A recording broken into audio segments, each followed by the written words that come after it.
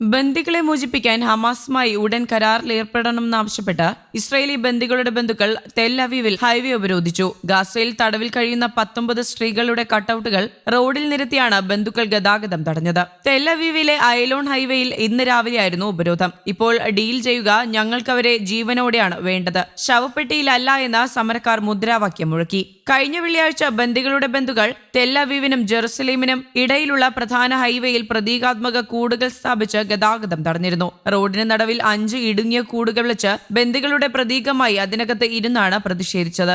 ഞങ്ങളെ രക്ഷിക്കൂ, സഹായിക്കൂ എന്നിങ്ങനെ ബാനറുകളും എഴുതിയിരുന്നു. ടയറുകൾ കത്തിച്ച് വാഹന ഗതാഗതം തടഞ്ഞ സമരക്കാർ റോഡിൽ കുത്തിയിരുന്ന് പ്രതിഷേധിച്ചു. തുടർന്ന് ഇസ്രായേൽ പോലീസ് ഗതാഗതം വഴിതിരിച്ചുവിട്ടു. പ്രധാനമന്ത്രി അവരെ വീട്ടിലേക്ക് കൊണ്ടുവരേണ്ടത് നിങ്ങളുടെ ഉത്തരവാദിത്തമാണ്. തീവ്ര നിലപാടുകാരനായ ദേശീയ സുരക്ഷാ മന്ത്രി ഇറ്റാമർ ബെൻഗ്വിറിനെയും ധനകാര്യമന്ത്രി ബെസലേൻ സ്മോട്രിച്ചിനെയും അവഗണിക്കുക. 184 ദിവസമായി നരകത്തിൽ കഴിയുന്ന ബന്ദികളെ വീട്ടിലേക്ക് തിരികെ കൊണ്ടുവരിക, പ്രതിഷേധക്കാർ ആവശ്യപ്പെടുന്നു. ഒക്ടോബർ 7 നടത്തിയ ഓപ്പറേഷനിൽ ഇസ്രായേൽ സൈനികരടക്കം 283 പേരെയാണ് ഹമാസ് ബന്ദികളാക്കിയത്. നവംബർ അവസാനത്തോടെ ഒരാഴ്ച നീണ്ടുനിന്ന വെടിനിർത്തൽ കരാറിൽ ഇവരിൽ 105 സാധാരണക്കാരെ ഹമാസ് മോചിപ്പിച്ചിരുന്നു.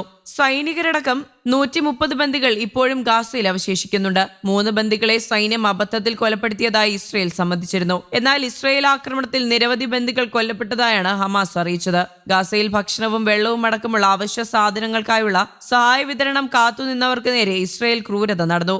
ഗാസ മുൻപിൽ കഴിഞ്ഞ ദിവസം ഇസ്രായേൽ നടത്തിയ 2 വ്യത്യസ്ത ആക്രമണങ്ങളിൽ സഹായം കാത്തുനിന്ന 29 പലസ്തീനുകൾ കൊല്ലപ്പെട്ടതായി ഗാസയുടെ ആരോഗ്യ മന്ത്രാലയം അറിയിച്ചിരുന്നു. സെൻട്രൽ ഗാസ മുൻപിലെ അൽ നുസൈറത്ത് ക്യാമ്പിലെ ഒരു സഹായ വിതരണ കേന്ദ്രത്തിന് നേരെയുണ്ടായ വ്യോമാക്രമണത്തിൽ 8 പേരാണ് കൊല്ലപ്പെട്ടത്. പിന്നീട് വടക്കൻ ഗാസ റൗണ്ട് അബൌട്ടിൽ 8 ട്രക്കുകൾക്കായി കാത്തുനിന്ന ജനക്കൂട്ടത്തിന് നേരെ ഇസ്രായേൽ നടത്തിയ വെടിവയ്പിൽ 21 പേർ കൊല്ലപ്പെടുകയും 150-ലധികം പേർക്ക് പരിക്കേൽക്കുകയും ചെയ്തു. ആക്രമണത്തെ പുതിയ ആസൂത്രിതമായ കൂട്ടക്കൊല എന്നാണ് ഗാസയുടെ ആരോഗ്യ മന്ത്രാലയം വിശേഷിപ്പിച്ചത്. എന്നാൽ സഹായം കാത്തുനിന്നവരെ സൈന്യം ആക്രമിച്ചെന്ന ആരോപണം ഇസ്രായേൽ നിഷേധിച്ചു. ഈ റിപ്പോർട്ടുകൾ തെറ്റാണെന്നും ഇസ്രായേൽ പ്രസ്താവനയിലൂടെ വ്യക്തമാക്കി. വ്യാഴാഴ്ച വൈകുന്നേരം ഒരു മാനുഷിക സഹായ വിതരണ കേന്ദ്രത്തിൽ ഇസ്രായേൽ സൈന്യം ഗാസക്കാരെ ലക്ഷ്യമിട്ട് ആക്രമണം നടത്തിയെന്ന റിപ്പോർട്ടുകൾ തെറ്റാണ്.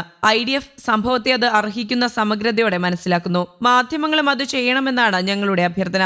വിശ്വസനീയമായ വിവരങ്ങളിൽ മാത്രം ആശ്രയിക്കുക, പ്രസ്താവനയിൽ പറയുന്നുണ്ട്. മുൻപും ഗാസയിൽ ഇസ്രായേൽ സൈന്യം മാനുഷിക സഹായം കാത്തുനിന്നവർക്ക് നേരെ ആക്രമണങ്ങൾ അഴിച്ചുവിട്ടിട്ടുണ്ട്. ഫെബ്രുവരി 29 നടന്ന ഇത്തരം ആക്രമണങ്ങളിൽ 115 പേർ കൊല്ലപ്പെട്ടിട്ടുണ്ട്. ജനക്കൂട്ടം ഭീഷണി സൃഷ്ടിക്കുന്ന സാഹചര്യം ഉണ്ടായപ്പോഴാണ് വെടിയുതിർത്തതെന്നും തിക്കിലും തിരക്കിലുമാണ് നിരവധി പേർ മരിച്ചതെന്നുമായിരുന്നു ഇസ്രായേൽ സൈന്യത്തിന്റെ വിശദീകരണം. സംഭവത്തിൽ പരിക്കേറ്റ നിരവധി പേരുടെ ശരീരത്തിൽ വെടിയേറ്റ പാടുകൾ കണ്ടെത്തിയിരുന്നു.